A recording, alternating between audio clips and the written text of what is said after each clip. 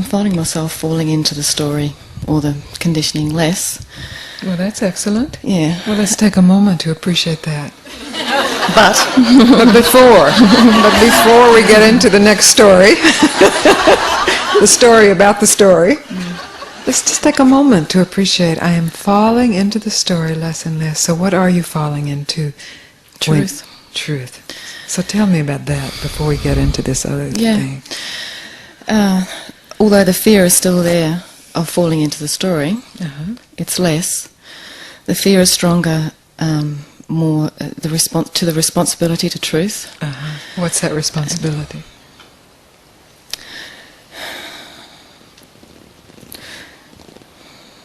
Well, it's like I wake up in the morning and I feel afraid straight away that I'm going to fall back into it, and then I catch myself,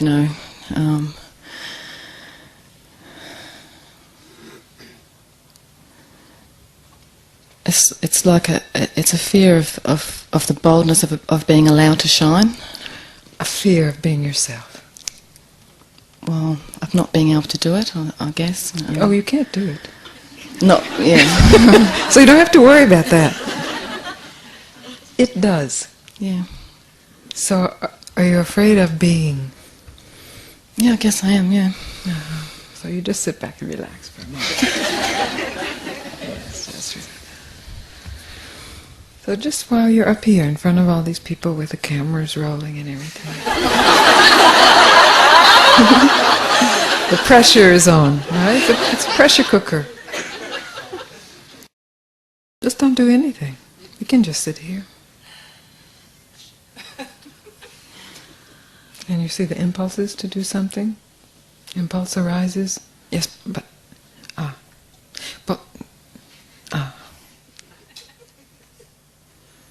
no, it wasn't like that. I think it's a feeling of not feeling worthy of the truth almost. It's that's the story. That's my the story is not feeling worthy of feeling inadequate, of doing it wrong. It's a pretty accurate story for most of us, isn't it? Yeah. So assume it's correct. I'm not worthy of the truth. But here it is anyway. I guess it's just alien. It's just something new. It's it's a new way of doing things, and that's right. And then this old story says you can't do that. That's right. So you say right back, that's right. Yes, I can. I can't do that. You say I can't do that. No argument needed. That's right. I can't do that. I don't need to do that. It does itself. Then this battle between this side of the mind that says you can, you must, you will, and this side says you can't, you never can, you're not worthy of it. There's no fight. It's like, okay, I can't. Big deal. I can't. Now what?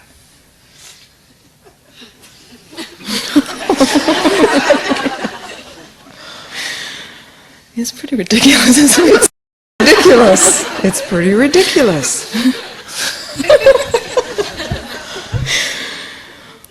You see, you're shining. You don't do the shining. I mean, you can.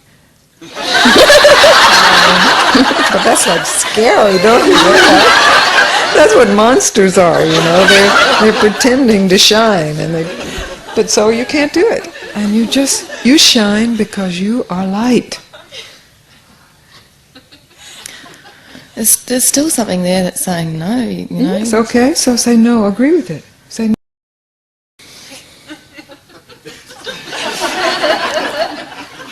It's not possible.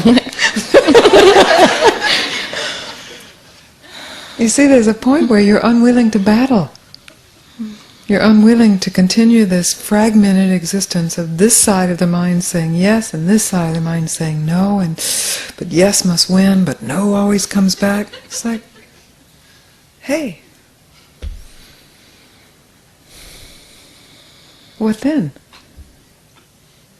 Both yes and no fall away. In this moment. Don't battle no. Let no be there. Nothing wrong with no. No is very useful. It's a beautiful word. It's a beautiful force. No. Okay, no. You can't do it. You're unworthy of it. But don't fight that now. Yes, you see?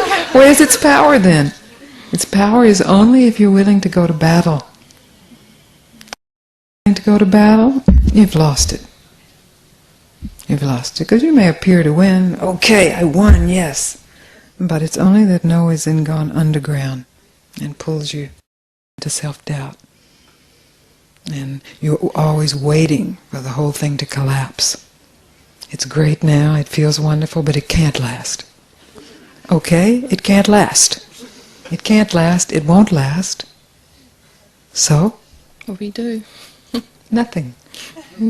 So, when you really don't fight that, what's the result? Peace. Peace. When you really don't go to war, peace is the result. Amazing, isn't it? You thought peace would get there if you won. Peace doesn't get there when you win. It just means another war is coming on the horizon, because that comes back stronger than ever. Come on, we know this all over our planet. In every culture, every history, every people. There has been this accumulation of grievances, and then coming in to make up for those, and then accumulation of grievances, and coming in, back and forth, and back and forth. The same cycle, and this is in our minds. This is a split in our minds. Ego and superego at battle with itself. When you refuse to participate in the battle. Yes, you see, just then by yourself. You refuse to participate in how you have learned to be in conflict, how you have learned to trust war more than trusting peace, to trust this war that happens in the mind more than this peace that is radiantly here in your heart. Worthy or not, it's here. So then you have an opportunity to be worthy of it.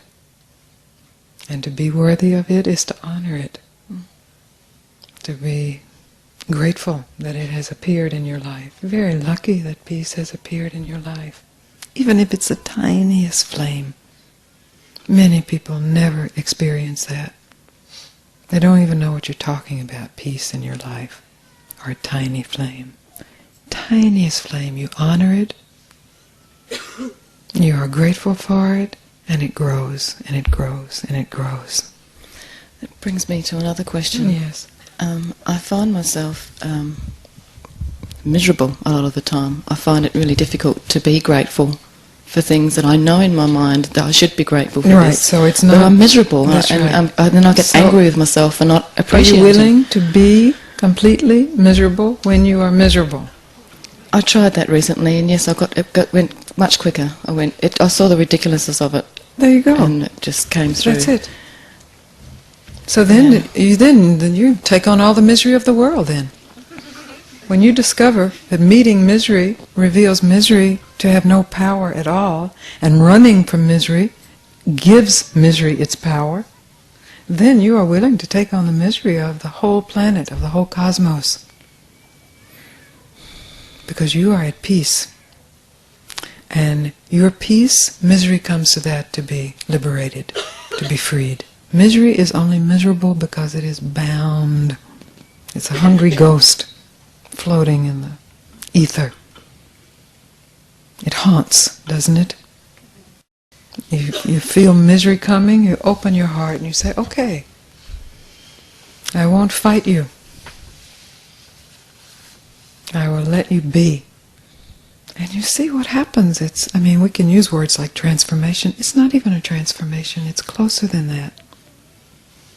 You are free then. You set that hungry ghost free. You are already free. It's misery that's bound.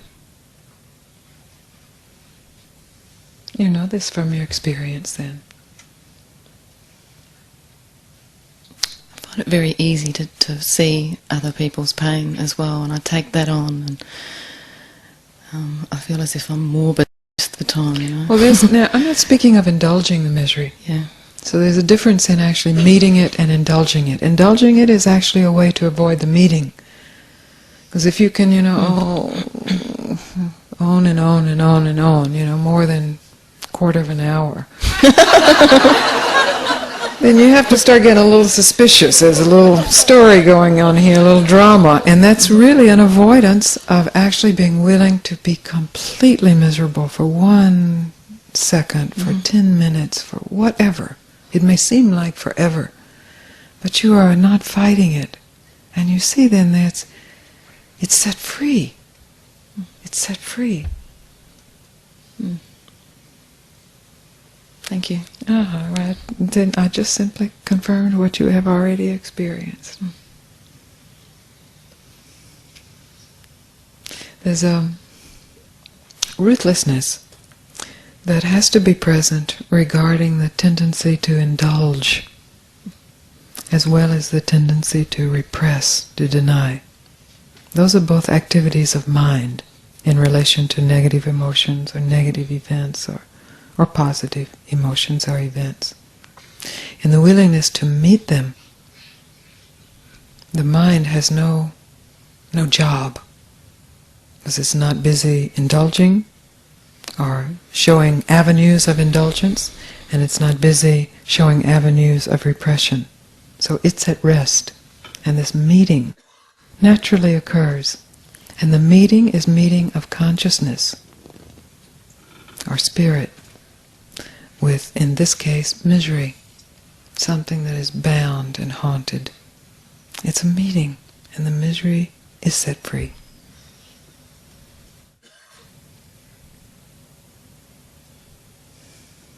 So there's a vigilance, and maybe when you first started speaking, you were speaking of the burden of that vigilance. That's often how it's interpreted, some kind of responsibility to truth was the word you used, the phrase you used. Yeah. But it's really a lightness. When you feel the heaviness of the responsibility, that means now mind is showing you what responsibility means. But responsibility is meeting, and in that, mind is still. Because there's nowhere to go. In a meeting, there's nowhere to go. In a true embrace, you are here. If you're embracing and you're like planning to go over there, or you're embracing and you're thinking about what didn't go right today, you're not embracing. But you know an embrace. I can tell by the way you're nodding. You know a true embrace. You are simply here. You're meeting. And when misery is freed through this meeting, it's revealed to be spirit itself.